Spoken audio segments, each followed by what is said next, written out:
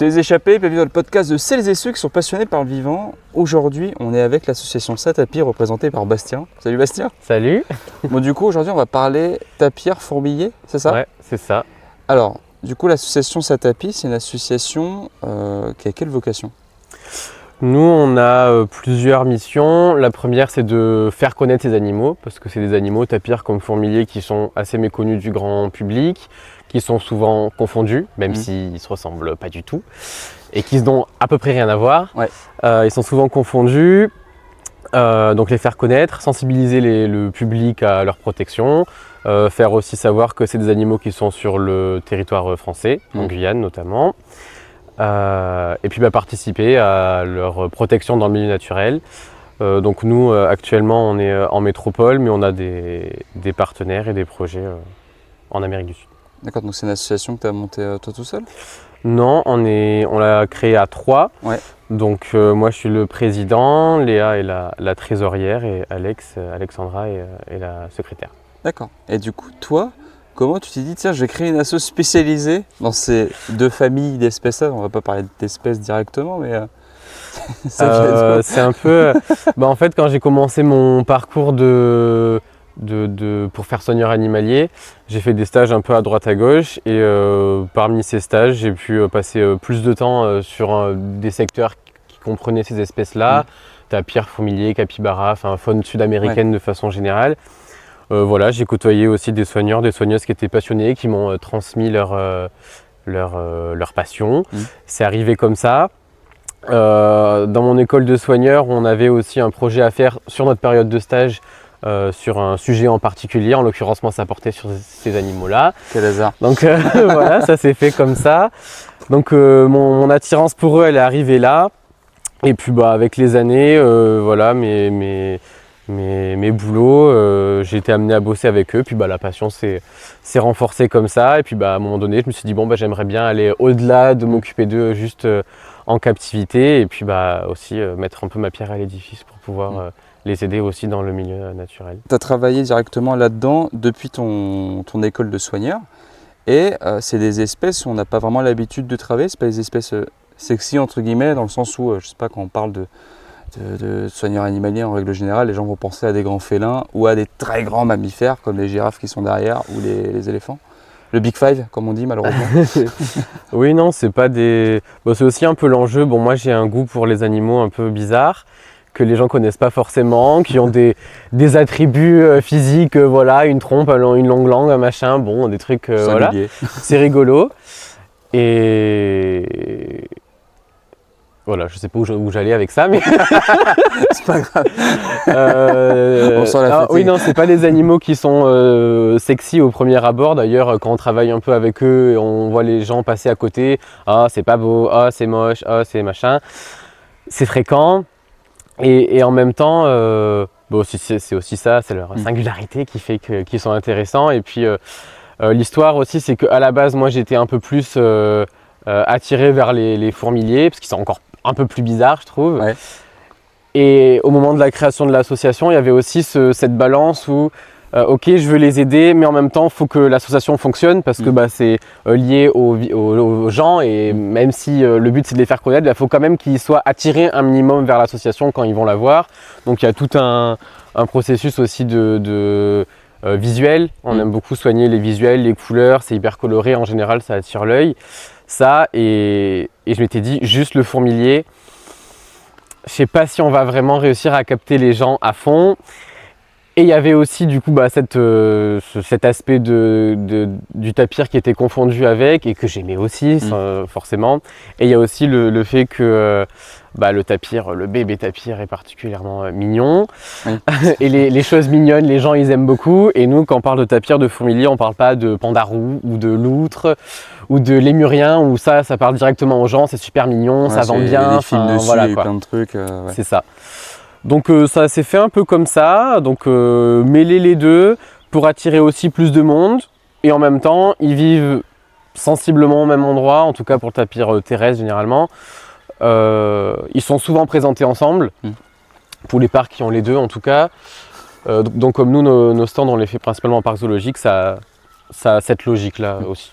Et du coup, on en parlait un petit peu avant de tourner, mais c'est des espèces qui vivent aussi sur le territoire français, donc en Guyane notamment. Ouais. Alors peut-être pas pour le tamanoir, Si, vraiment, j'ai tamanoir, si. mais T'as le fourmilier géant ou tamanoir est aussi présent en Guyane française, le tapir terrestre aussi, ouais. le capybara aussi qui est présenté ici ensemble. Moi, enfin, tu viens la Guyane, c'est Euh, tellement énorme qu'en fait, il y a toutes beaucoup, les espèces c'est très qu'on riche. retrouve, Ouais. Et pourquoi on dit, question con, hein, mais pourquoi est-ce qu'on dit tamanoir, fourmilier? C'est pas les mêmes espèces ou c'est une famille d'espèces En fait, dans les fourmiliers, il y a plusieurs espèces. Il y a le tamanoir qu'on appelle aussi fourmilier géant, qui est le seul représentant de son genre. Ouais. Et après, il va y avoir les tamandua, où il y a 2 espèces, et les myrmidons, donc c'est fourmiliers nains, Mais les tout petits. voilà, qu'il y a aussi en Guyane. Et On a eux, il y a 7 espèces. Alors nous, on a tendance à le résumer sous enfin en tout cas un groupe d'espèces, mais en réalité, il y en a 7 qui sont décrites depuis pas si longtemps que ça. Je ne veux pas dire de bêtises, mais ça fait ça doit faire à peu une dizaine d'années, donc c'est assez C'est récent. vraiment tout récent en fait. C'est vraiment récent. Donc avant, il partait du principe qu'il n'y avait qu'une seule espèce, en réalité, il y en a 7. En fait, c'est que au niveau du phénotype, elles se ressemblent vachement, mais en fait, peut-être des populations ouais. qui se reproduisent plus entre elles, du coup, C'est ça ça. crée des espèces. Je pense que morphologiquement, à l'œil nu, je pense que c'est plus que compliqué de les différencier. Mais voilà, et d'ailleurs, dans notre peut-être la deuxième newsletter qu'on a sortie en 2020, l'année dernière, on avait interviewé la chercheuse qui les a décrits. Ah ouais. C'était assez cool. Et en fait, c'est Ah, elle la qui nous classe. avait contacté. En fait, on avait fait une erreur sur Insta à la base. On avait mis qu'il n'y avait qu'une seule espèce de myrmidon. Et en fait, elle a vu notre assaut. On venait à peine d'être créé. Attendez, le début, Ça, quoi. ça devait être dans nos 5 premiers posts Insta. Ouais. Elle a dit par contre, il n'y a pas qu'une espèce, il y en a 7 et c'est moi qui les ai. Donc c'était trop cool. On s'est dit, mais waouh, Ouais, c'est opportunité quoi de ce dingue. monde Ouais. L'erreur amène à la Elle connaissance. nous a trouvé elle quoi. Et au final, on l'a interviewée. Et voilà, c'était cool. Ah, c'est fou, Mais ça. tout ça pour dire que fourmilier, c'est l'ensemble des fourmiliers. Et puis tamanoir ou fourmilier géant, c'est une espèce à part entière. Après, c'est un nom vernaculaire, donc ça veut tout et rien dire. Ouais, les gens voient globalement ce que c'est. C'est comme si, quand on parle des tapirs aussi, au final, il y a aussi 4-5 espèces qui existent. Parce que, bon, là aujourd'hui, l'association, elle est implantée juste pour le week-end, si je ne me trompe pas, au parc de Branferré. Ou derrière nous, bon là, il me semble que c'est le mâle, si je ne me trompe pas. Ouais, j'ai l'impression, on le voit pas beaucoup, mais Ouais, il est couché à l'ombre juste là. Et je crois la femelle qui se baladait là tout à l'heure. Vous verrez les plans si j'ai réussi à les choper, parce qu'en fait il fait chaud. Donc ils se mettent à l'ombre hein, comme nous. Enfin là on est au soleil, mais. Ouais. Et du coup, ce que tu présentes ici, entre guillemets, ce sont des tapirs terrestres. Donc c'est parmi l'une des plus grosses espèces de tapirs.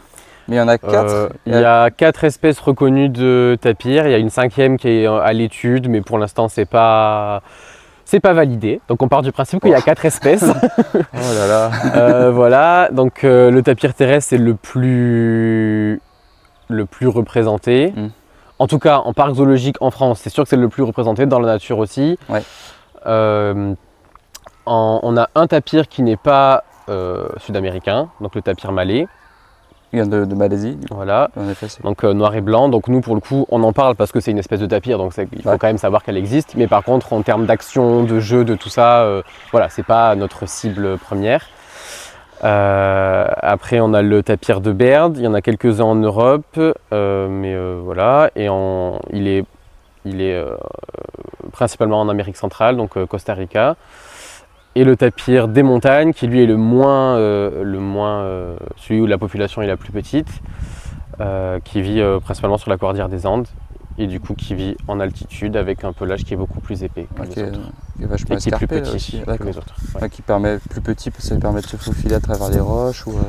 Alors, je suis pas sûr qu'il se faufile trop. Ça reste une grosse bestiole de 150 kg. Hein, Ah oui, non, mais c'est petit, oui, c'est histoire de. Si on devait faire un classement parmi les tapirs, ça serait le plus petit. Parce qu'en moyenne, il a une moyenne qui est plus basse que les autres. Mais ils sont tous sensiblement autour de 150-250 kg. Ça mange bien à la cantine. Quoi. Voilà, que des végétaux, mais bon. D'accord. Là où le fourmilier, lui, du coup, est carnivore, s'il va se. C'est ça, il est carnivore, insectivore, myrmécophage, si on veut aller. Voilà, monsieur, il fait du latin. Myrmécophaga, c'est son genre. Ok, d'accord. Voilà. Donc, ces deux espèces-là, elles peuvent cohabiter ensemble. Il y a pas l'une, elles vont pas prédater l'autre de par leur régime alimentaire, mais comment elles peuvent se rencontrer en milieu naturel, en fait? C'est des animaux qui partagent les mêmes aires de répartition, Ouais. enfin, qui ont des aires de répartition qui se chevauchent, et des milieux de vie qui sont sensiblement similaires. Alors il y a toujours des variations. Les fourmiliers, ils peuvent être plutôt sur des plaines. Les tapirs, ils sont principalement dans des milieux forestiers, mais ça se chevauche, ils sont amenés à se croiser. D'accord. Dans certains pays. Donc c'est pas du tout des espèces concurrentes en termes de territorialité, ce genre de choses, il n'y a pas de. Ils se croisent comme nous, je sais pas. Aucun rapport, mais les pigeons, les pies, ils sont à côté, basta. Alors pigeons et pies, je saurais pas dire s'il y a. Non, j'ai pas l'impression qu'il y ait on les voit à côté, il va pas se passer conflit. grand chose, quoi. Donc ouais, ça se passe très bien. Enfin, c'est des animaux qui mangent pas la même chose, enfin voilà, il n'y a pas de conflit. Après, ils ont leur caractère aussi, hein. Ils peuvent ne pas vouloir être côte à côte, mais Oui. après ça c'est. Après, c'est quel moyen de défense ça a, un tapir et après un fourmilier. Le tapir en premier, il a de très bonnes dents. Malgré que ce soit un herbivore, folivore, il a de très très bonnes canines. Après, en dehors de ça, le tapir adulte a que très peu de prédateurs, à part l'homme qui est le principal. Mais sinon, le jaguar, en général, alors il peut attaquer un tapir, hein, mais un tapir, ça fait quand même tapir terrestre, ça fait à peu près jusqu'à 250 kg. Ça fait lourd, quoi. Donc ça fait quand même une grosse bestiole. Et en plus de ça, les jaguars vont principalement se concentrer s'il y a des jeunes. Enfin, comme la majorité des carnivores, ils vont se concentrer quand les animaux sont gros, soit les jeunes, soit s'ils sont dans des situations blessés, vieux, fatigués, enfin voilà. C'est le cas aussi pour les lions, les girafes, tout ça, c'est un peu le même esprit. Donc jaguar, puma, mais voilà, les individus adultes sont quand même moins sujets à la prédation quand il n'y a pas de jeunes. D'accord. Et sinon, on a aussi sur le tapir terrestre, surtout l'espèce d'amas qu'il y a au niveau de la crête, au-dessus de la tête, qui est de la graisse. Et en fait, on part du principe aussi que quand le prédateur l'attrape à ce niveau-là, c'est que de la graisse. Oui, ça part. Et du coup, c'est pas des organes vitaux ou quoi. Et du coup, voilà, c'est moins. En tout cas, c'est une hypothèse. D'accord, oui, je comprends. C'est un point d'accroche, mais qui n'est pas vital en cas de coupure, morsure, etc. Alors ça fait mal. Je dis pas que ça lui fait du bien. Bon, je pense que même quand nous on a un peu de bidou, ça fait mal de couper. Et puis les tapirs sont de très très bons nageurs, les fourmiliers aussi, mais les tapirs sont particulièrement adeptes de la baignade, avec leurs trompes qu'ils vont utiliser comme un tuba pour se déplacer. Et ils se déplacent très très vite, même sous l'eau. En général, ils marchent sur le sol. Alors ils nagent aussi, mais ils n'ont pas des pattes palmées. Donc en général, ils marchent sur le sol. Comme les hippopotames en Afrique, où ça nage bien malgré leur 2 tonnes, quoi. Ouais. Et du coup, ils sont assez rapides. Donc en vrai, quand il y a des prédateurs comme un jaguar par exemple, voilà, hop. C'est drôle. Elle illustre, c'est dommage qu'on la voit pas. Mais non, mais bon, elle illustre bien. L'objectif, on le prendra bien. Mais souvent, voilà, en plus tu vois la traînée qu'elle fait. Ah, c'est excellent. Donc en fait, ils vont sous l'eau, ils se déplacent parfois très vite et ils peuvent ressortir à l'autre bout du point d'eau. Et du coup, le prédateur, même si le jaguar passe beaucoup de temps dans l'eau aussi, il est un peu désorienté parce que du coup le tapir il est là, puis 30 secondes après il est à l'autre bout et puis il attend de s'échapper. D'accord. Et du coup pour les fourmiliers, c'est également les jaguars qui vont prédater les petits? Alors les fourmiliers, ils peuvent tenir tête assez facilement aux jaguars. D'accord. Parce qu'ils ont des griffes sur les pattes avant qui sont particulièrement imposantes. Et ils peuvent aussi se mettre sur 2 pattes, sur les pattes arrière. Et du coup, attaquer avec les pattes avant. Donc ils ont des bonnes griffes d'une dizaine de centimètres sur la patte avant. Les pattes arrière, pour le coup, c'est pas du tout la même chose. C'est des pattes plantigrades. Enfin, c'est plat, un peu comme un chien, un chat. Il n'y a pas de coussinet, mais dans l'idée, c'est ça. Okay. Par contre, les pattes avant, c'est vraiment pour la défense et aussi pour éventrer les termitières, les fourmilières pour manger. D'accord. Ouais, donc ça fait un peu. En fait, ils marchent sur les phalanges. Donc en fait, ils marchent comme ça. Ok, un peu comme les grands singes. Un peu comme les gorilles, ouais. Ok. Et sauf que eux, c'est pas pour la même. Enfin, c'est oui, pas pour protéger leurs griffes, quoi, mais. D'accord. Voilà. En termes de défense. Ouais, c'est déjà pas mal. En fait, c'est comme des animaux assez imposants, les tapirs comme le fourmilier géant. Là, tu présentais au stand une reproduction en fidèle du grand fourmilier. C'est quasiment 2 mètres de long. Enfin, c'est super ça, long, avec la queue, 1m80, 2 mètres. Ça reste le fourmilier en général, si on veut faire une moyenne entre mâles et femelles, c'est entre 30 et 45 kg, on va dire. Ouais. Et un tapir, c'est plutôt entre 150 et 300 kg Ouais, c'est un autre, pour les beaux spécimens. un autre gros bébé. Je sais pas si vous le voyez. Ah, si vous le voyez. Bah, écoutez, profitez. Et il va se mettre à l'ombre. Oui, je pense que là, après la petite baignade, Ouais, sieste à l'ombre et il a bien raison. C'est marrant parce que dans la morphologie, quelqu'un qui s'y connaît pas pourrait dire, bah, en fait, on dirait un mix entre un cochon et, ah oui, on a de tout. Hein. et un éléphant. Quoi. Enfin, juste parce que ça a une trompe, mais c'est le plus proche de quoi Les tapirs, c'est des périssodactyles, donc ils font partie du même grand groupe que les chevaux et les rhinocéros. Ah, donc vraiment rien à voir. Avec l'éléphant, non. D'accord. Ah, c'est fou. C'est une adaptation à leur alimentation qui est commune avec l'éléphant, donc la fusion entre les narines et la lèvre supérieure qui donne cette trompe. Alors on est sur une taille différente, mais l'éléphant, la trompe, c'est vraiment, c'est un membre vraiment indispensable. Ouais. Les tapirs aussi, mais c'est pas avec la trompe qu'ils vont vraiment, ils vont pas attraper un tronc avec la trompe comme le fait l'éléphant. Ouais. Eux, ils vont vraiment l'utiliser pour amener les feuilles, amener les branches jusqu'à eux, mais j'irai pas jusqu'à dire qu'elle est vraiment, elle peut pas attraper des choses, quoi. D'accord, ouais, ça ramène comme nous avec le bout des lèvres, en fait, tu vas pas mettre grand chose. C'est ça, de toute façon, c'est une adaptation au régime alimentaire folivore. Ouais. Comme on le voit par exemple avec les rhinos, qui eux, les rhinos blancs, ils sont herbivores, donc ils ont la lèvre qui est vraiment droite, Ouais. alors que les rhinos noirs, par exemple, ils sont folivores, donc ils vont avoir la lèvre en forme de triangle. Ça fait comme un petit doigt, et c'est pareil pour amener les feuilles. Donc eux, c'est un stade encore un peu au-dessus, avec la petite trompe. D'accord, on les voit. Ça, et aussi l'aspect tuba dans l'eau. Ouais. Parce que même si elle ne peut pas attraper des choses, elle peut vraiment se lever. Donc là, on était plutôt sur l'aspect pédagogique, transmission de savoir via sa tapis, et le fait de rendre attractif, entre guillemets, ces espèces-là pour en apprendre plus, pour les protéger. Mais de ce que j'ai vu sur votre stand, vous avez des associations partenaires qui travaillent du coup ce qu'on appelle le in situ, donc directement en Guyane ou en Amérique du Sud. Comment tu as eu contact avec ces associations-là pour dire on fait un truc? Alors c'était un peu le challenge du début, parce que quand on a créé l'association, c'était vraiment on part de zéro, quoi. On part avec des idées et des fantasmes. On se dit on va faire voilà, mais en même temps nous on est tous, quand on l'a créé on était tous soigneurs animaliers au même endroit, donc avec un peu notre idéal de chemin, et dans la réalité c'est pas aussi simple, parce que du coup alors de par notre métier on peut aussi avoir des contacts au sein du milieu zoologique, et par extension aussi à travers le monde, donc ça nous a quand même pas mal aidé. Mais en réalité au tout début, quand on a cherché vraiment qu'est-ce qu'on peut faire sur le milieu naturel, qu'est-ce qu'on peut faire réellement, parce qu'il faut aussi se dire qu'on est une asso qui est jeune, donc en termes de trésorerie, c'est pas non plus...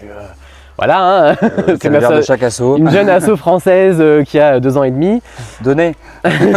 Non, c'est pas l'idée, mais non, et voilà. Et du coup, nous, ce qu'on veut, c'est que même si c'est pas des sommes énormes, on veut savoir où l'argent y va, et qu'est-ce qu'on a fait vraiment, juste pas faire un virement puis faites ce que vous voulez avec. Enfin, c'est pas du tout l'idée. Il y a une traçabilité derrière pour savoir à qui profite le virement, entre guillemets. C'est ça, on veut vraiment que les projets auxquels on va participer, qu'on les fasse ensemble. On veut pas juste être un porte-monnaie quelque part, parce que c'est pas non plus le but. Nous on veut vraiment, mettre notre pierre à l'édifice, même si on n'est pas forcément sur le terrain. Voilà, la vie fait qu'on n'a pas la possibilité d'y aller en permanence. On en parlera après. Mais là, je fais même des petits... Ouais, il est malin. Mais du coup, au début, ça a été compliqué, parce que nous, ce qu'on voulait à la base, c'était surtout des petites structures en Amérique du Sud, où justement, qui avaient plus besoin que d'autres qui sont déjà soutenus par de gros organismes de par le monde. Donc c'était un peu le challenge aussi, parce que trouver des gros organismes, c'est pas très compliqué. Ouais. Trouver des plus petites assos, des plus petites organisations qui ont vraiment besoin de fonds un peu plus modestes, c'est plus compliqué. Donc ça s'est fait sur internet, sur les réseaux, avec les connaissances. Enfin, on a un peu ratissé très très large au début. T'as un contact par-ci par-là, tu sais, de choper la personne qui bosse. C'est ça. Et au début, on a trouvé Jorge, je ne sais pas si je le prononce bien, c'est Georges en français, mais lui Son nom est espagnol, donc voilà. On l'appellera Thierry, aucun rapport. Mais du coup, on a trouvé qu'il y a un vétérinaire au Costa Rica qui lui est vraiment spécialisé dans les tapirs de Baird, du coup.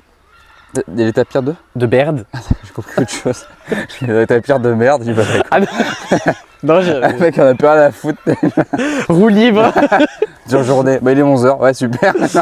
Les tapirs de Baird. D'accord. B-E-R-D. B-A-I-R-D. Yes. Tire à voir sur les panneaux. Oui, je sais pas lire. Et du coup, il est spécialisé là-dedans, principalement donc, sur cette espèce, enfin sur les tapirs et sur la coexistence entre les humains et les tapirs, parce que bah, malheureusement, il faut apprendre à voilà, les humains ils sont là, bon bah ils sont là, donc il faut faire avec, et nous pareil, hein, en France. Et du coup, il soigne aussi les tapirs, par exemple, qui sont victimes de collisions avec les voitures, des choses comme ça. Et donc, on l'a trouvé via les réseaux, via tout ça. On l'a contacté et il a été très rapidement hyper ouvert au partenariat, à l'échange, à ce qu'on pouvait faire ensemble. Voilà. Et ce qu'il fait notamment, et ce qu'on a pu faire avec lui, c'est avec les agriculteurs qui voient parfois leur culture détruite par les tapirs, qui sont de très très gros mangeurs de végétaux. Et en général, quand ils trouvent une source presque intarissable, bon bah ils en profitent quoi. Oui, c'est malin. Après voilà, les moyens sont pas forcément énormes, du coup les agriculteurs sont pas forcément équipés pour protéger leur culture. C'est tout un tapir, c'est pas une petite barrière qui va l'empêcher. Donc ce qu'il a déjà fait et ce que nous on a continué de faire avec lui, c'est financer des clôtures électriques pour éviter que les tapirs y aillent, et aussi des pièges photographiques pour voir comment les tapirs réagissent à l'approche de ces nouvelles installations. Okay. Donc voilà, ça il l'avait déjà fait avant, on a continué ça avec lui, on en a financé 2 l'année dernière. Donc là on va recevoir prochainement les premières images. Il y a eu pas mal de soucis d'approvisionnement aussi en termes de bois, de clôture, tout ça, donc ça a pris un peu plus de temps. C'est aussi le jeu, hein, quand c'est dans des pays qu'en plus nous on n'est pas sur place, donc on est obligé d'avoir un relais. Ouais, puis tu as une médiation qui se fait, mais avec un décalage constant. C'est ça, et donc déjà on a un décalage horaire, donc pour se parler c'est pas toujours évident. Ouais. Et en plus de ça, pour le coup, lui et toutes les personnes à qui on parle qui sont sur le terrain, c'est des personnes de terrain, et du coup ils n'ont pas forcément toujours de l'électricité ou internet ou le temps de répondre ou d'être réactif très rapidement, enfin voilà. Donc c'est aussi tous ces enjeux qui font que ça n'a pas été évident au début. En tout cas avec lui c'est une personne avec qui on discute depuis le début, avec qui on est en train de mettre en place des choses, et de plus en plus grosses, parce que l'année prochaine c'est notre gros projet dont on parle depuis presque la création de l'asso. Et voilà pour le Costa Rica en tout cas, et on a d'autres contacts un peu. Pour l'instant c'est des projets très anecdotiques, on a des idées, on a plein de choses, mais ça prend du temps, parce que pareil, les gens ont aussi leur vie, tout comme nous, on est bénévoles pour l'association, on a tous notre travail à côté, qui est un travail qui est aussi preneur de temps, et voilà. Ouais, donc en fait, ça demande quand même beaucoup d'organisation, de par la difficulté de les joindre, ces personnes-là, et en plus de travailler avec eux déjà de base, la barrière de la langue, il y a pas mal de barrières. En fait. Ouais, alors on parle en anglais du coup avec tous. Alors dans l'association, donc tout à l'heure j'ai parlé des 3 membres fondateurs du bureau. On a Camille qui nous a rejoint en cours de route, qui fait partie du conseil d'administration, qui elle est vraiment spécialisée dans la pédago et qui est aussi bilingue espagnol, donc ça peut aider. Alors avec lui il parle espagnol, mais on parle en anglais, il parle très bien anglais, il est professeur aussi, donc il fait des conférences en anglais, il a l'habitude. Ok, ça marche.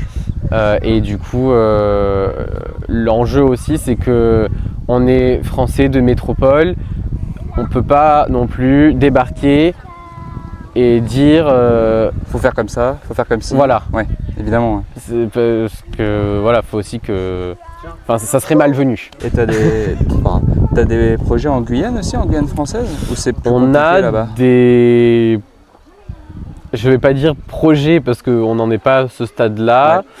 On cherche à faire. On a beaucoup parlé avec le zoo-refuge de Guyane. Donc là, l'avantage, c'est qu'il n'y a pas la barrière de la langue. Oui, tu parles en français, puis ça part. Donc on nous a aiguillés sur pas mal de choses. Après, en vrai, encore une fois, le fait de ne pas être sur place, ça aide pas.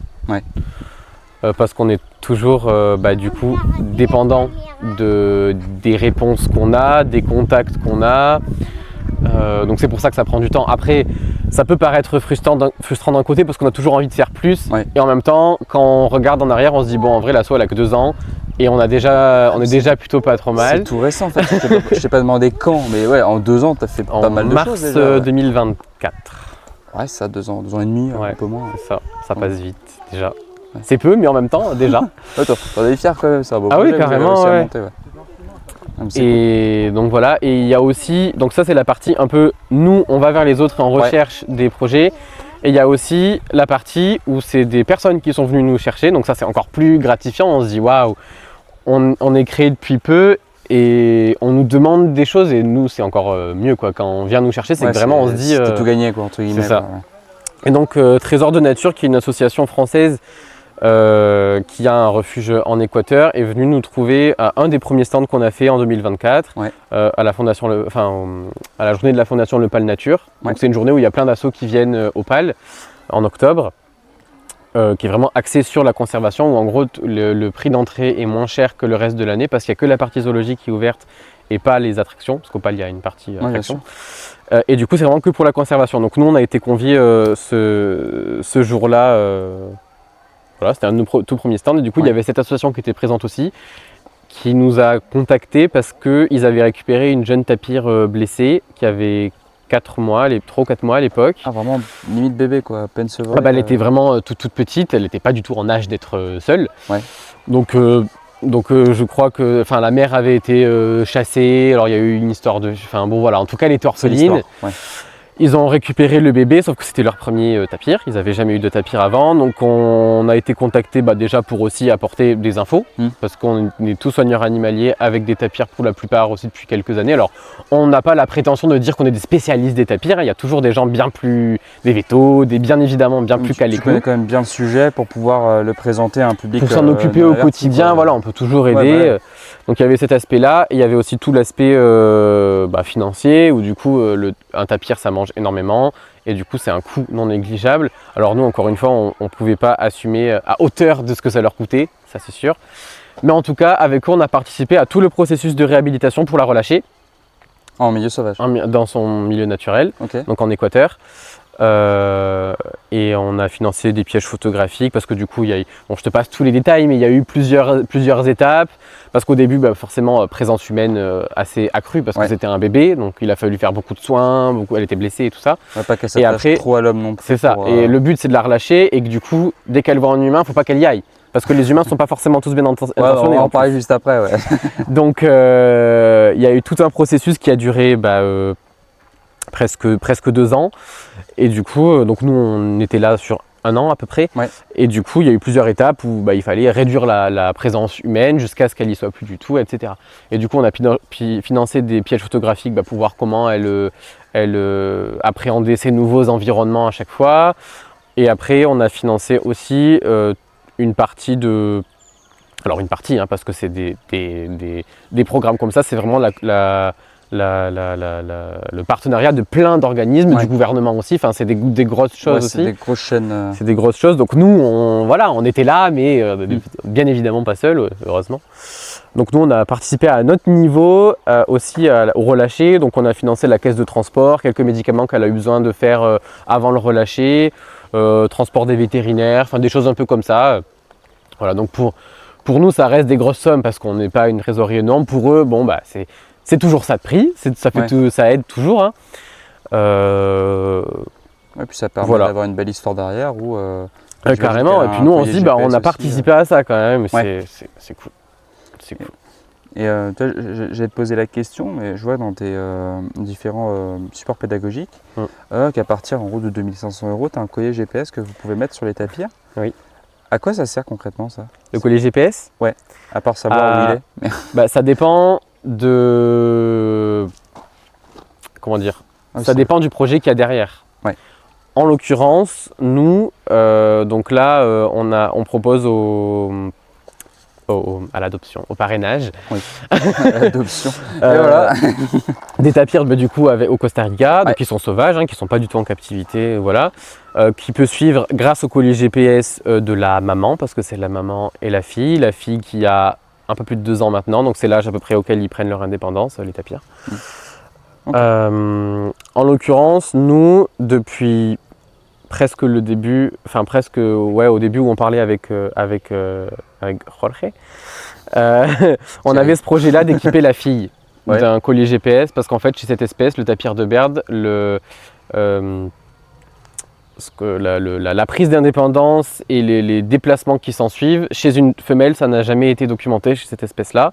D'accord. Du coup, nous, on a voulu prendre part à ça. Effectivement, c'est un budget conséquent, 2500 €. Et encore, 2500 €, c'est que le collier et le fait de matos qui va avec. Mais il n'y a pas... ça implique bien d'autres choses.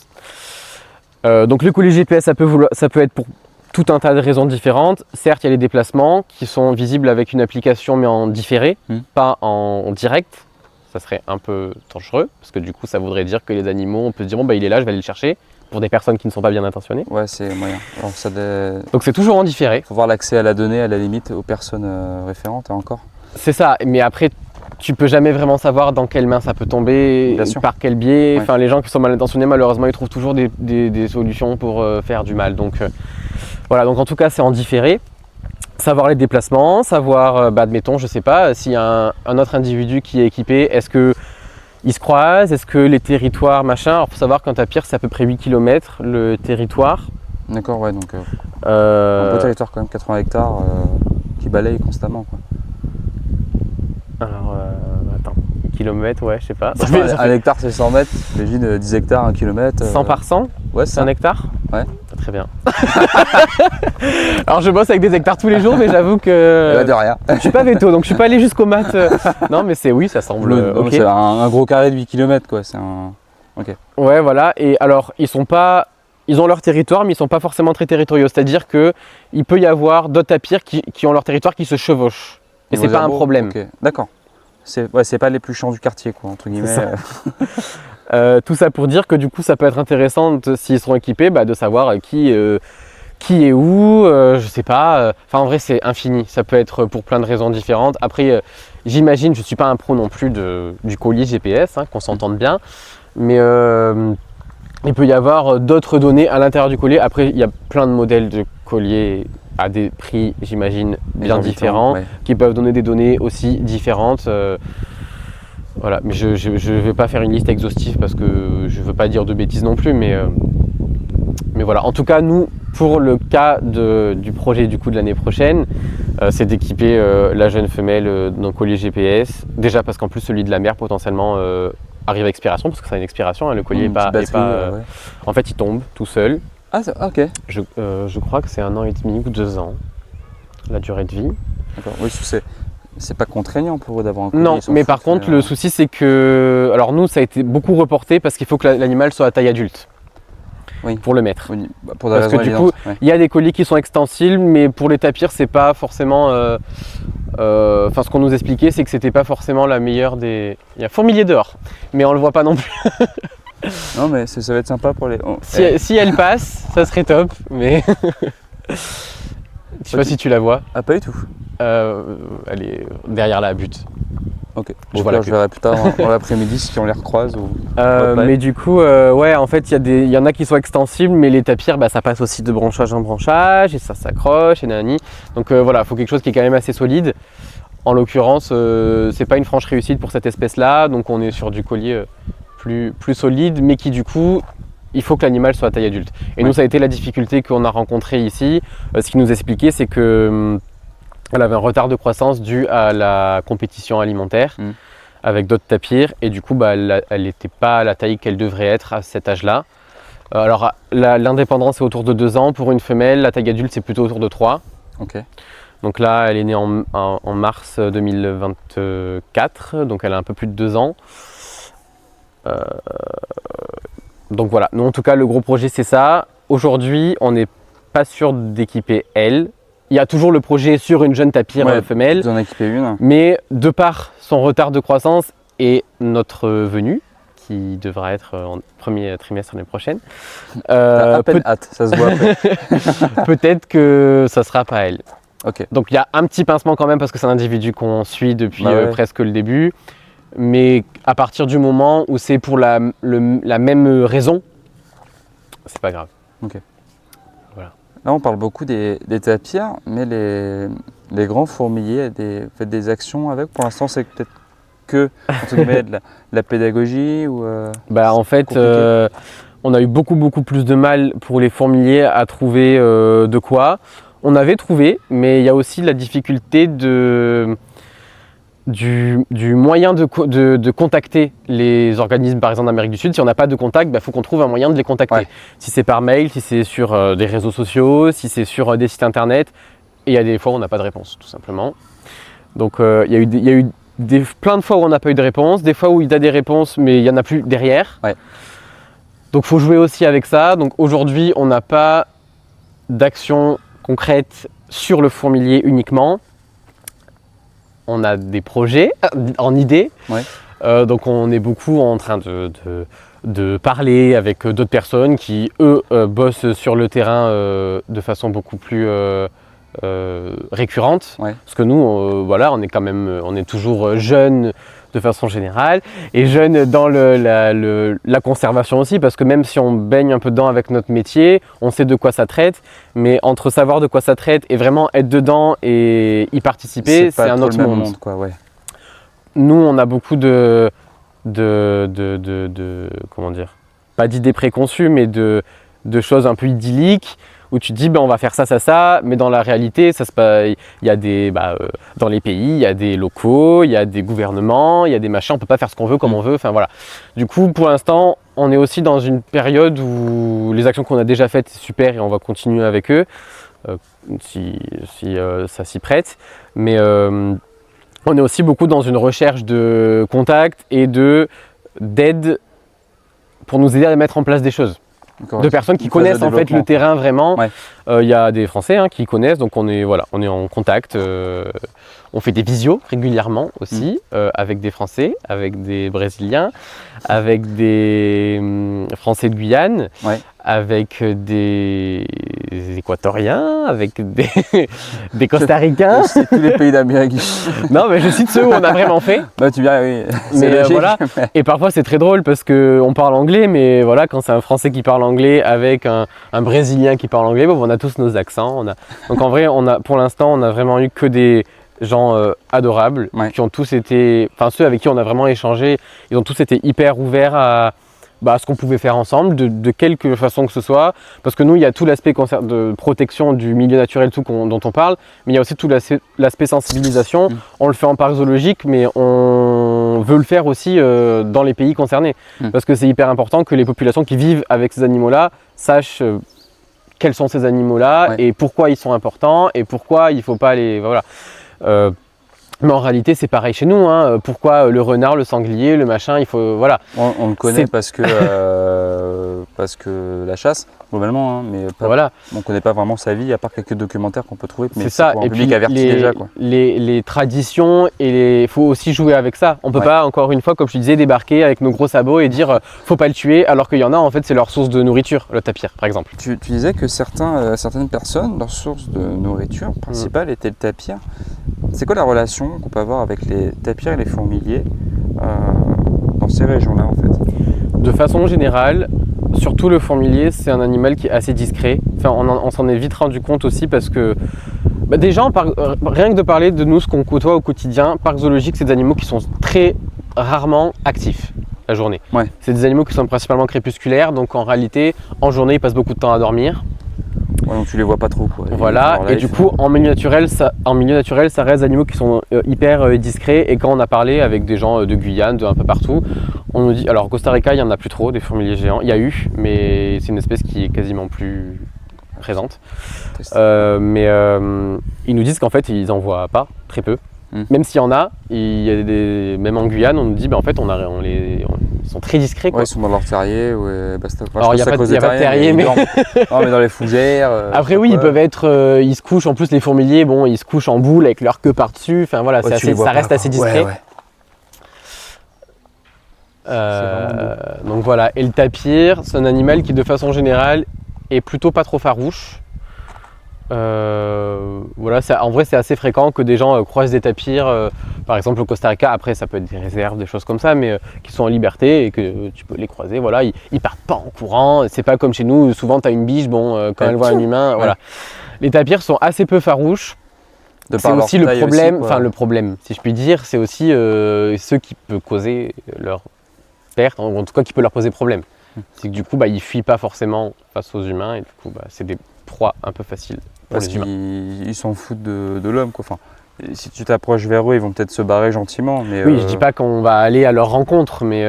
Non, mais comme là, par exemple, dans la plaine où on est, il y a des petits pécaris qui font des fois le tour en fonction de l'ombre ou du soleil. Et je sais pas, à un moment, je me suis juste approché de la barrière pour les regarder. J'ai fait ça, j'ai fait un petit bruit sans faire exprès. Hop, ils partent en courant. Le tapir, ça fait 1 heure qu'elle est là en train de dormir. On discute, on dit des conneries, rien à foutre. Bon, après, peut-être parce qu'ils sont habitués, parce qu'on est dans un milieu captif. Mais après, les tapirs, de façon générale, franchement, en tout cas en captivité, c'est des animaux qui sont assez paisibles, assez chill, quoi. Assez chill. Voilà, les pécaris, c'est autre chose. Ils sont c'est la proie par excellence, quoi. Après, le but, nous, notre quotidien, c'est pas non plus d'aller et d'être là en permanence. Enfin, ça reste des animaux sauvages. Même les tapirs qui sont assez paisibles, comme je te disais, c'est des animaux qui ont des bonnes dents, qui ont leurs humeurs, qui, je sais pas moi, qui peuvent avoir un insecte qui les pique au même moment, ils peuvent se retourner contre eux. En fait, on peut jamais vraiment savoir. Ça reste des animaux sauvages, donc il faut toujours être vigilant. Voilà, malgré ceux, ça reste des animaux plutôt calmes, quoi. Et donc tu disais qu'il y a certaines personnes qui vont consommer du tapir. C'est les dangers qui planent quand on préparait l'interview. Il y a la déforestation, malheureusement, les collisions routières, parce qu'ils se retrouvent au milieu de la route et les gens ne freinent pas. Bon, après, je dis ça, mais c'est quand ça t'arrive, tu peux rien en fait. Parce que tu peux pas pied ta bagnole. C'est qu'en fait, après il y a tout un travail de sensibilisation aussi à faire là-dessus. Et d'ailleurs, au Costa Rica, il a mis aussi des panneaux, voilà, aux endroits où les tapirs ont tendance à traverser le plus souvent. Les corridors forestiers qui peuvent passer des fois sur une route à l'autre. C'est ça. Et en fait, c'est que les routes souvent traversent leur milieu de vie. Donc en fait, pour aller d'un endroit à l'autre, ils n'ont pas forcément le choix. Alors ça, moi je parle de ce qu'on m'a expliqué parce que j'ai pas encore eu la chance d'y aller, mais typiquement en Guyane, je sais que les routes, déjà il n'y en a pas forcément énormément, le trafic routier n'est pas comme chez nous, tu vas aller à un endroit, tu as 14 possibilités d'y aller, c'est pas toujours le cas. Voilà. Là-bas, des fois tu as des grandes lignes droites et du coup ça peut être ligne droite et du coup tu y vas, quoi. En termes de vitesse, voilà, donc c'est aussi ça qui pose problème. C'est le cas. En tout cas, pour nous, les espèces dont on parle, c'est le cas pour tous.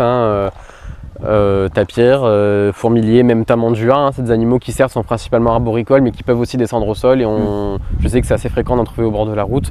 Pour le coup, myrmidons, pas tellement, parce qu'ils sont vraiment adaptés à 99% au milieu de vie arboricole, ils sont quasiment jamais au sol. Donc en fait, voilà. Après, il n'y a pas que, il y a jaguar, il y a... En fait, c'est des problématiques assez communes. Pas dans le sens où c'est pas rare, mais qui sont communes aux mêmes espèces du secteur en fait, quoi. On passe, on l'écrase comme nous on peut avoir malheureusement. Mais comme chez nous en réalité, incendie. Ouais, ça part, quoi. Voilà. C'est des menaces qu'on retrouve à degrés différents en réalité souvent. C'est souvent les mêmes choses qui reviennent. Après, suivant les animaux, ça peut être de la pollution parce que l'eau, parce que machin, mais c'est vrai que pour nous, en tout cas les animaux dont on parle là, déforestation, donc destruction de leur habitat naturel, collision routière. Après, on peut englober de façon générale expansion humaine. De façon générale, voilà. Braconnage. Après, braconnage, ça dépend des pays du coup, parce qu'il y a des endroits où c'est pas interdit.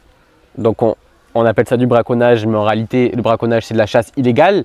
Donc elle n'est pas forcément toujours illégale, suivant tel pays. Parce que tous les animaux ont comme tu dois savoir, sur la liste rouge de l'IUCN, ils ont tous un degré de menace. Il y a eu un petit coup de frayeur peut-être. Peut-être fourmilier, parce que des fois, ils sont pas commodes, mais... T'as peur loin, toi. Mais du coup... Les joies du direct. Mais du coup, Ouais, t'as des milieux de vie. Il y a des, il y a- voilà. Ah oui, et je disais qu'il y a une échelle globale sur l'espèce, mais l'échelle elle peut être aussi différente d'un pays à l'autre. Un Ouais. animal peut être considéré comme en danger dans tel pays et en moins élevé en termes de danger dans un autre pays parce que il y en a plus en termes de concentration Ouais. sur le territoire. Donc, Donc, comme voilà. en Et France avec les ours bruns des Pyrénées où il en reste plus beaucoup. Et il y en a trop, entre guillemets, en Europe de l'Est. Du coup, il y a des projets d'introduction en France, ce genre de choses.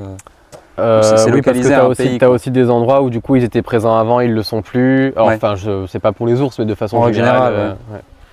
Ok. Bon, on a les problèmes. Chez nous, on a nos problématiques. Hein. C'est vrai qu'il y a le parti pris où nous, on est métropolitain et on s'intéresse à des animaux qui sont pas en continent européen, mais on a les mêmes problématiques chez nous avec nos lynx, nos ours, nos loups, parce que ils font pas l'unanimité, parce que voilà. Hein. Nous, on parle de prédateurs qui vont parfois s'attaquer au bétail. En l'occurrence, là, c'est un peu l'inverse. C'est des herbivores qui s'attaquent aux plantations. Ouais. C'est un peu le même esprit. Ouais. Et tu vois, tu parlais un petit peu de braconnage. En fait, vu que dans certains de ces pays-là, le braconnage, au sens où on l'entend nous, donc chasser illégalement des animaux sauvages, que ce soit pour de la consommation ou la chasse, plaisir, du trophée, ce genre de choses. Là-bas, pourquoi est-ce les personnes vont aller chasser des tapirs plutôt que des pécaris, ce genre de choses pourquoi cet animal-là est plus particulièrement chassé qu'un autre? Je veux pas faire une vérité absolue parce qu'encore une fois, je pense que ça dépend vraiment de plein de choses. Mais taille, Oui. pas très farouche, facilité d'accès.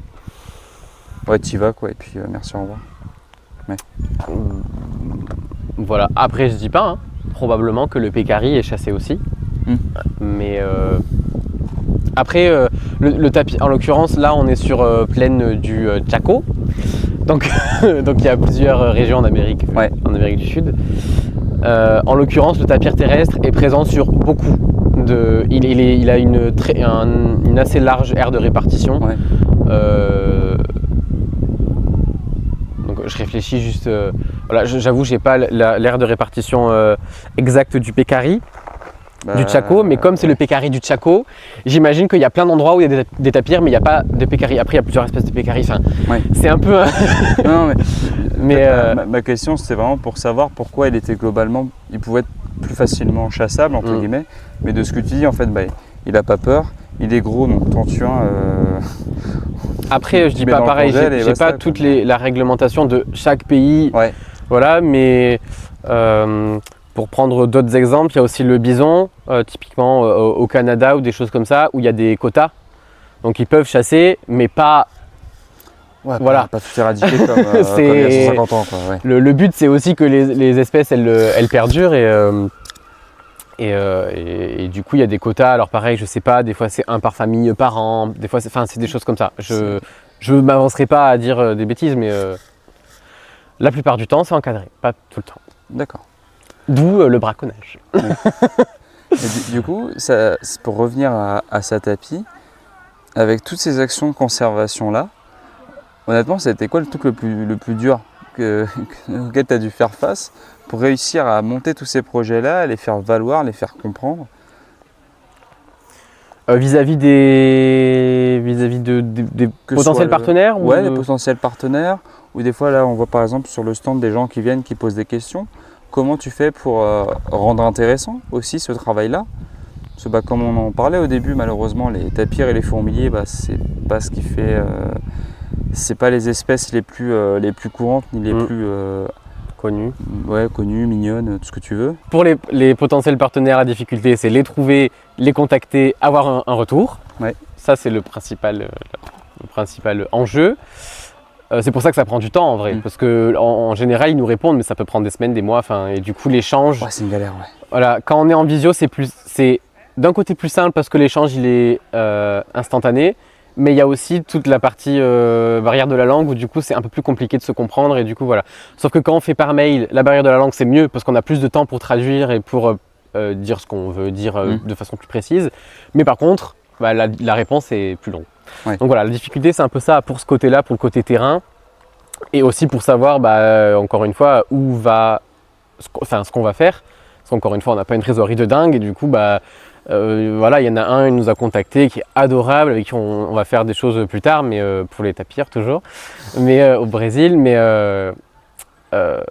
enfin, lui, aujourd'hui, il a besoin d'une somme à 5 chiffres et clairement, nous, on l'a pas, concrètement. Ouais, Donc, mais les petits ruisseaux font les grandes rivières, quoi. Déjà, c'est ça, le c'est fait ça. d'en parler, c'est déjà quelque chose en soi. Si tu C'est parles ça. de rien, bah, c'est déjà quelque chose. C'est ça. Et après, voilà, on est lucide, l'asso elle est jeune, on ne sait pas de quoi demain est fait. Ouais. Les stands en parc zoologique ils servent aussi à ça, parce que les parcs zoologiques ont généralement des fonds de dotation qui soutiennent des programmes en milieu naturel, ex situ, et qui passent souvent par des assos. Nous, pour l'instant, on n'a pas demandé d'argent à personne, parce qu'on attend vraiment d'avoir des projets concrets. On ne veut pas demander de l'argent pour demander de l'argent. Ouais, Juste pour le fonctionnement de l'assaut, en réalité, avec les stands, ça se fait pour acheter des trucs pour la boutique, pour nos supports pédago, tout ça. Ouais. En vrai, là, je pense qu'on est lancé et ça va. Pour les projets terrain, c'est des sommes plus conséquentes et du coup, bah, là, on aura potentiellement besoin d'aide. Pour l'instant, avec ce qu'on a fait, ça l'a fait, mais du coup, ça viendra avec l'année prochaine. Mais du coup, pour l'instant, on n'a pas vraiment demandé d'argent, mais c'est une possibilité. Et du coup, pour les visiteurs, les rendre un peu attirants, bah, comme je te disais, il y a, voilà, moi j'aime beaucoup tout l'aspect graphisme. Enfin, j'aime beaucoup faire des affiches. C'est toi qui les fais? Ouais. Putain, ok. Je fais Oh, c'est bien fait. tous les visuels, les dessins, le logo, Ouais. les badges, tout ça, les dessins qu'il y a sur les produits, la boutique et tout, c'est moi qui les fais. Donc c'est vraiment quelque chose que en plus j'adore faire, donc voilà. Donc on essaie vraiment, après on demande, enfin ça reste un travail d'équipe parce qu'on ne sait jamais, hein, il y a plusieurs paires d'yeux et toujours... Oui, puis c'est jamais bon que tout repose sur une personne. C'est le jour où, C'est ça. admettons, je sais pas, balade, une connerie, bah... Bon, après les visuels et tout, une fois qu'ils sont faits, en France on n'en fait pas tous les 2 jours non plus, il y en a Oui, plein, t'as une la fois charte que c'est fait, graphique c'est et fait, basta, quoi. quoi, ouais.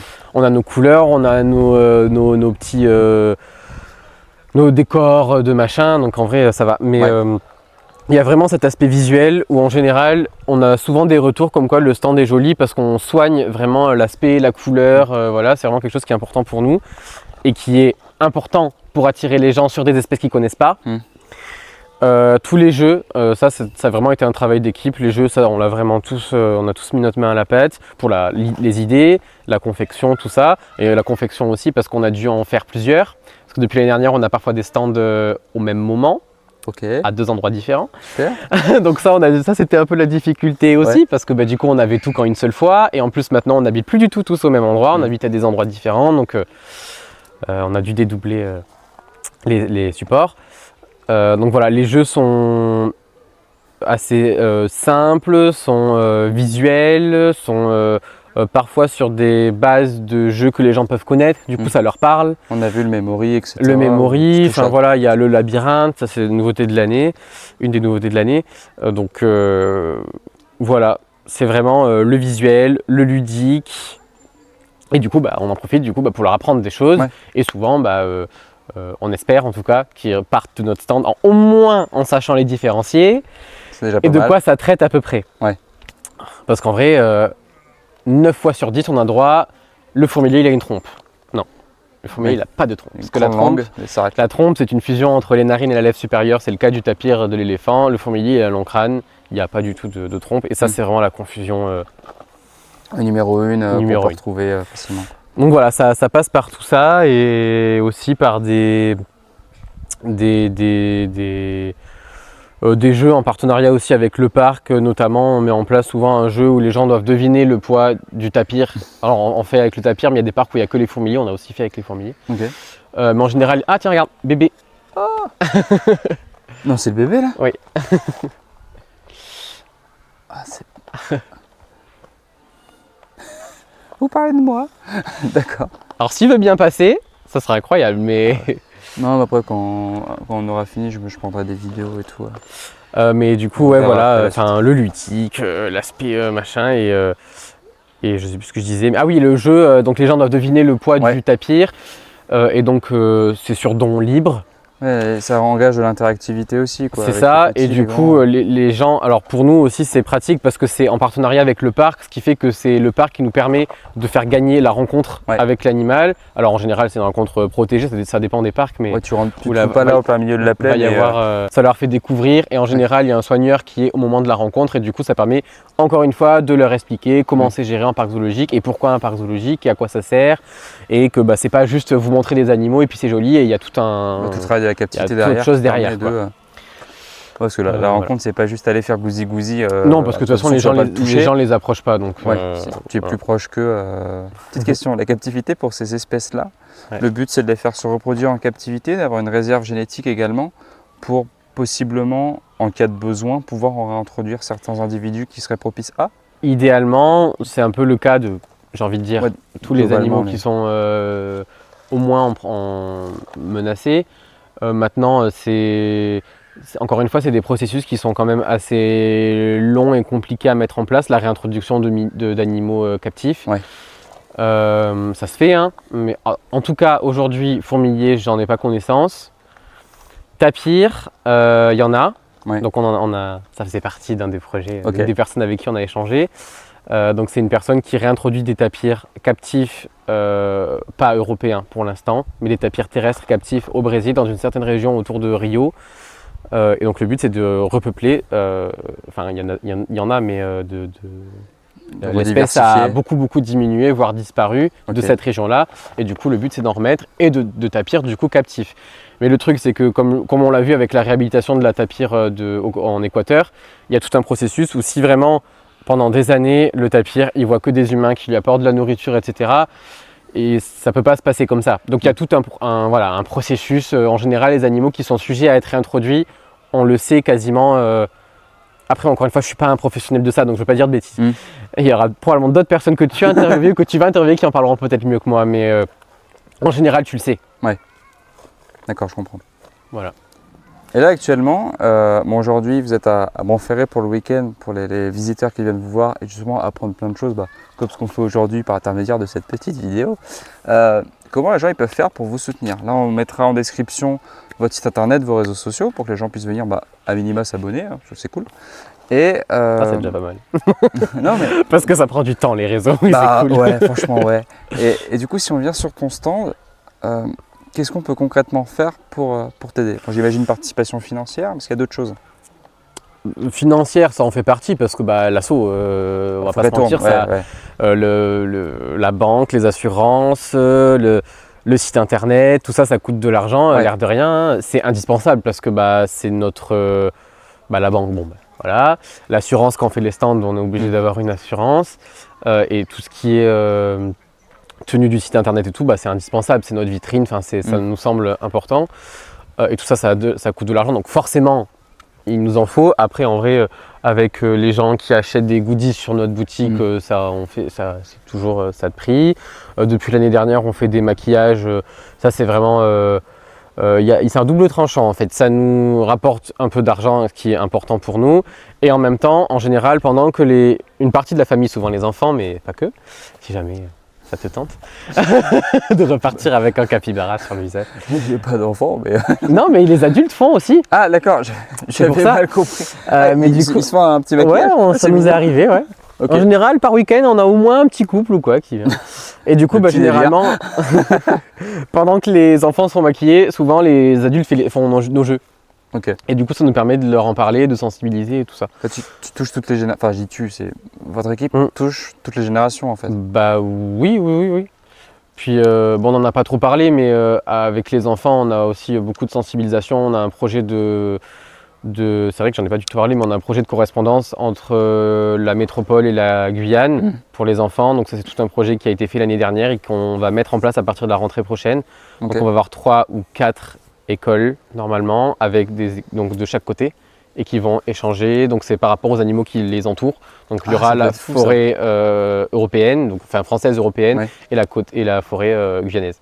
Donc on a choisi des espèces, donc évidemment tapir fourmilier.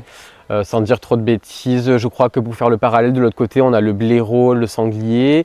Il y a un oiseau. Je crois que de notre côté, c'est peut-être le toucan. Et enfin voilà, du côté Amérique Guyane. du Sud. Ouais.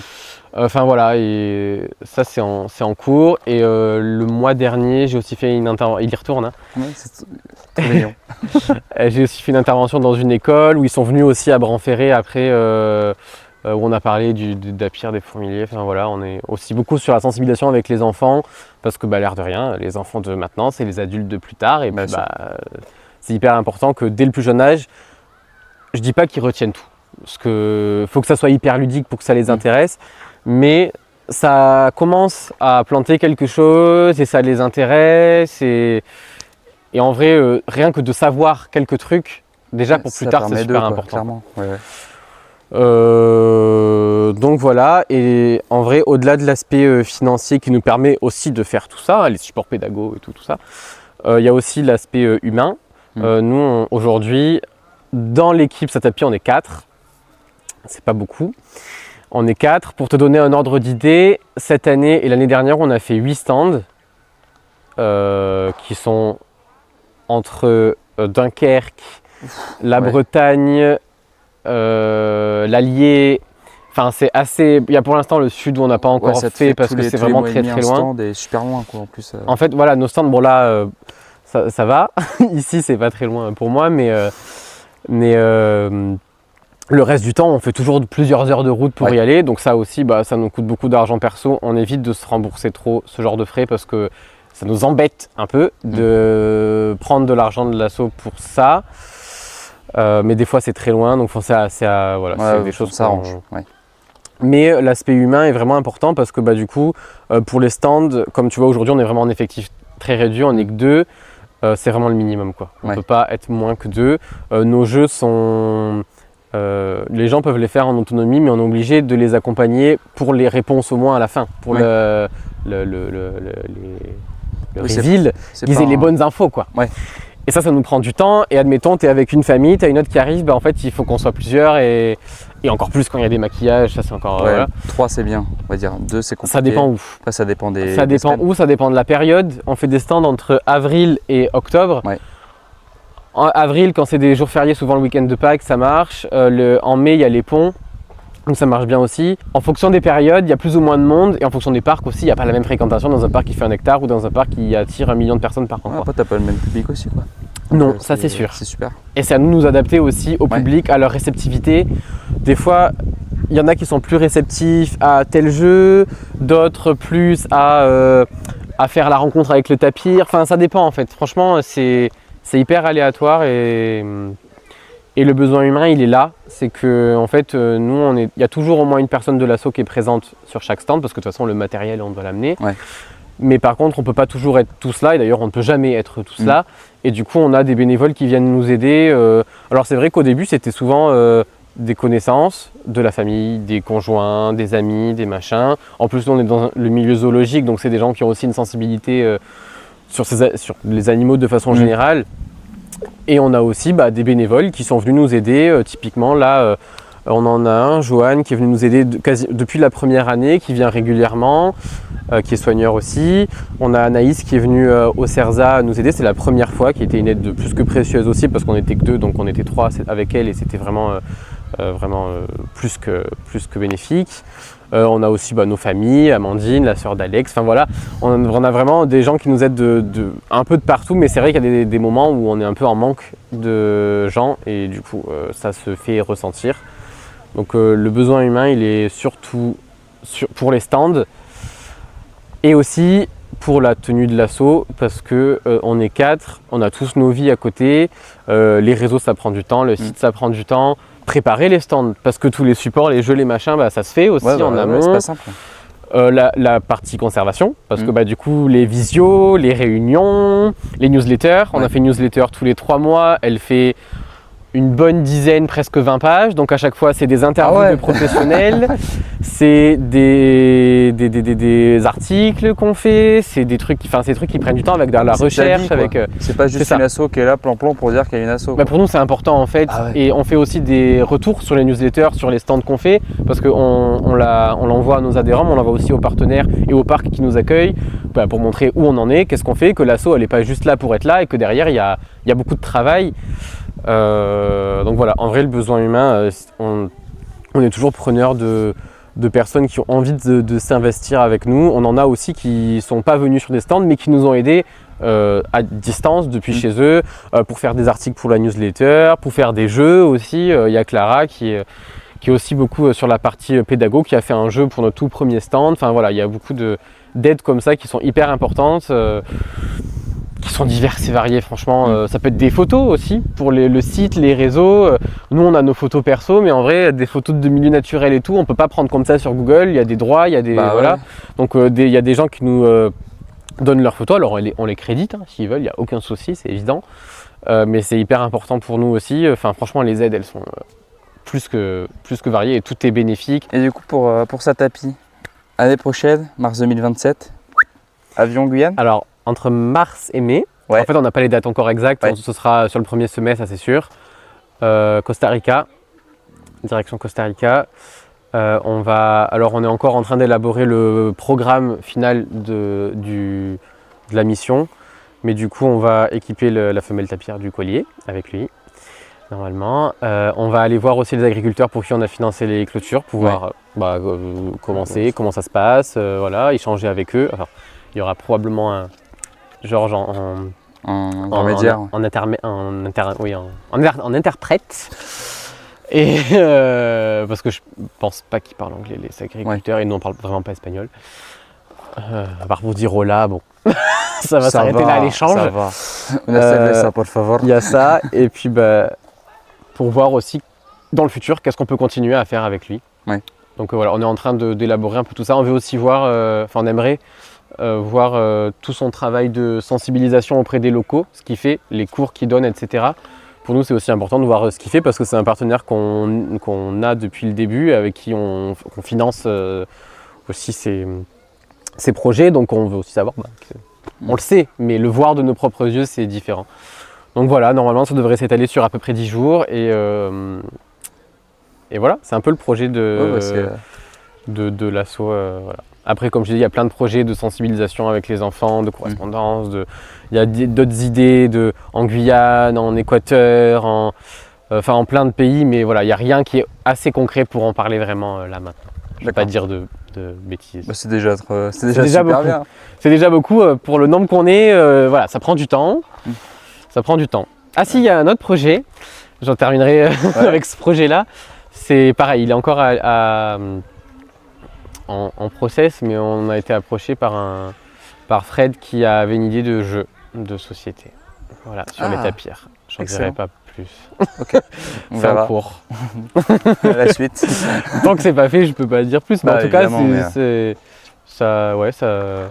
dans le futur, ça devrait bien se dérouler. D'accord. Pour ça. C'est top. En plus, c'est un cercle vertueux parce que tu perds de l'information auprès du grand public. Jusqu'à plus de la vulgarisation aussi sur les réseaux sociaux et directement tu vas avec tes partenaires et paf, tu vas aller faire un tour là-bas. Là c'est la consécration voilà, et on espère vraiment que ça sera un peu l'élément déclencheur de l'avenir parce que nous notre but aussi c'est de vraiment bosser sur le terrain. Alors aujourd'hui on n'a pas ni la possibilité organisationnelle ni financière pour y aller régulièrement, mais on espère qu'à l'avenir on pourra au sein de l'équipe aussi tourner. Là on ne pourra pas partir tous concrètement au Costa Rica, donc on sera peut-être 2 et peut-être que la fois d'après 2 ou 3 ans, je sais pas, je dis des bêtises mais la fois d'après ce sera les 2 autres, enfin on n'en est pas là, mais on espère qu'à l'avenir ça peut continuer dans cette lignée là et pas forcément au Costa Rica, voir les autres potentiels partenaires, Brésil ou autre. On a eu des propositions. Si vous voulez venir voir les tapirs au Brésil que j'équipe, tout ça. Oui, ça serait vraiment adorable, mais malheureusement, pour des raisons diverses et variées, ça se passe pas comme ça pour nous. C'est compréhensible. Voilà, parce que ça reste une activité bénévole à côté de notre vie. Il faut poser à minima les congés et voir le reste après. C'est un vaste sujet. C'est ça. Merci en tout cas pour ton merci à toi pour ta proposition. Merci. Et du coup, pour tous ceux qui nous écoutent, on vous met les informations de cet tapis, donc réseaux sociaux, site internet, et également, si je ne me trompe pas, la carte aussi de cet tapis en fonction de là où vous êtes implanté. Ah oui, pour cette année. Ça dépend quand ça sort. Mais... Courant du mois prochain, je pense. Ok. Là, on en a en août, en septembre, en octobre. Août, septembre, octobre, du coup. Très bien, super. Merci. Merci à vous de nous avoir écoutés. Et puis pareil, restez connectés à plein de belles choses qui arrivent ici et aussi chez Setapi. Ciao.